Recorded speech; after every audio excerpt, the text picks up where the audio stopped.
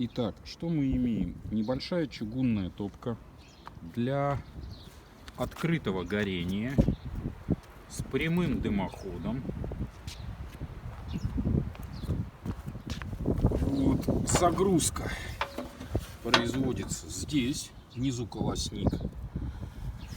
Вот тут на проволочках, я думаю, что это экономичные французы прикрутили для того, чтобы дольше горело. В принципе, можно снять.